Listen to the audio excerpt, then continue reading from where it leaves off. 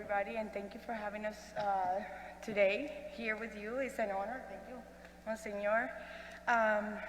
We've been in the All Saint family for almost like 7 years. Our journey has been long. We're original both from Puerto Rico, but through the military we get in many places, and this is our last station, and we're staying here forever. We're not going anywhere. As many other people, they're born, raised Catholic. My journey's been so different, a little bit different. I'm gonna let my husband share our story and our stewardship with the Catholic faith. Good morning. Again, Monsignor and All Saints, thank you for allowing us to do this. Like she said, we've been here for almost 7.5 years now, and this is kind of like a brief summary of who we are and what we do and what we believe in. And I call it the importance of having faith in God in our family and our lives. As a born-raised Catholic, I lived a life that was pretty set up by my family. My parents actually pushed me through Catholic schools through my whole life, but I never really understood what it meant to be a Catholic, because I just went to school and raised by nuns and priests and just followed what I was supposed to do. However, when I reached my high school year, I decided to part ways, and I decided to go to a boarding school, and I decided to take a break from the Catholic religion all as a whole. But I didn't know that the seed was already planted in my heart. That's something that we as young kids neglect from our parents, and we take it for granted. But that's, as parents, it's our job and our responsibility to make sure that we instill that in them. We got married at the age of 23, fairly young. But she came from a Protestant background. I was a raised Catholic. So there was a check in the box that needed to be made by my mom. She needed to convert. She needed to be, changed into her Catholic faith. And of course, she said, not a problem. It's a check in the box. I don't know anything different, so I'll do it. I want to marry this guy, and this is what I'm going to have to do. A few years later, we had the privilege of going to Rome for canonization.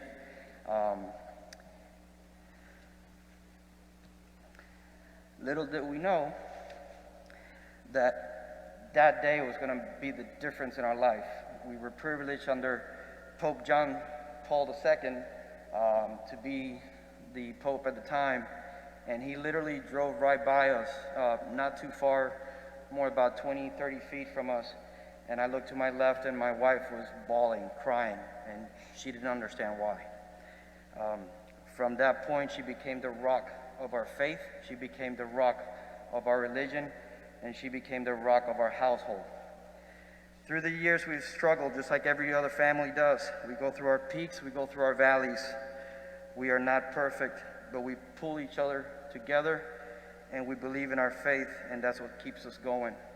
In 2004, while I was deployed to Iraq, I had a very close encounter, and I decided that I got on my knees and I prayed, and I said, if I can make it home, I will promise never to skip a Sunday Mass.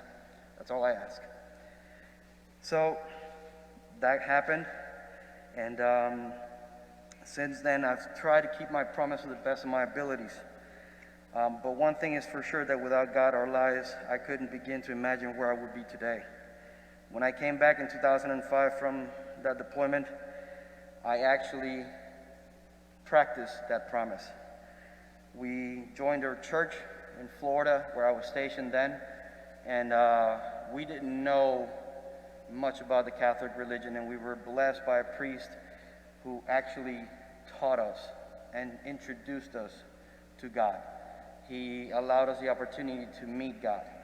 We went through something called Life in the Spirit Seminar, which is being rebaptized into our faith and getting to know Him. So, never in my years of attending Catholic school did I ever understand the importance of knowing God and what that meant to us. But we were fortunate enough. And when we moved here in 2013, a decision was made based on 3 or 4 important things. One, we needed to find a Catholic church. 2, the school district. It had to be important to us, and of course, the location of the house. And then, of course, the beach.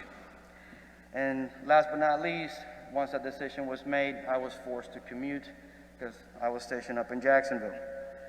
So it took us a long time to get used to the changes coming that we came from a charismatic Catholic church.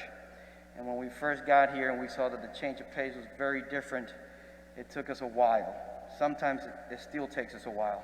But one thing is for sure, that since we've been here in All Saints, we've understood more of what being closer to a family is and being closer to God is. Since we've been here, all of our kids have actually been practicing altar servers. My wife even became a Eucharistic administrator at one point, and I was even a reader or lector for many, many months. And like I said, we struggle. We go through our highs and our lows. But the one thing that is for sure is that we come here. We don't come because it is a routine. We come because this is our hospital. We are sinners. We are not perfect. And this is where we come to ask for healing. We ask for forgiveness. But most of all, we come to receive the body and the blood of Jesus Christ, because we believe of the power that it has in us. Our faith is strong and as weak as we allow it to be.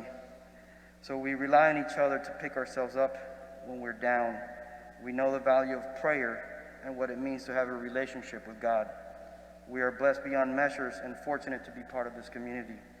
So today, here, as we talk, we ask and we challenge you to make him part of your life, make him part of your marriage, make him part of your decision makings. Because he is in you, he lives with you, and he is part of you. So when you have hard times, take a knee and pray. When you have a good time, take a knee and pray. When you're in doubt and despair, or when you're under a large portion of depression, take a knee and pray, because he listens. But don't pray just to pray. Talk to him, because he is with you and he does listen. Thank you very much.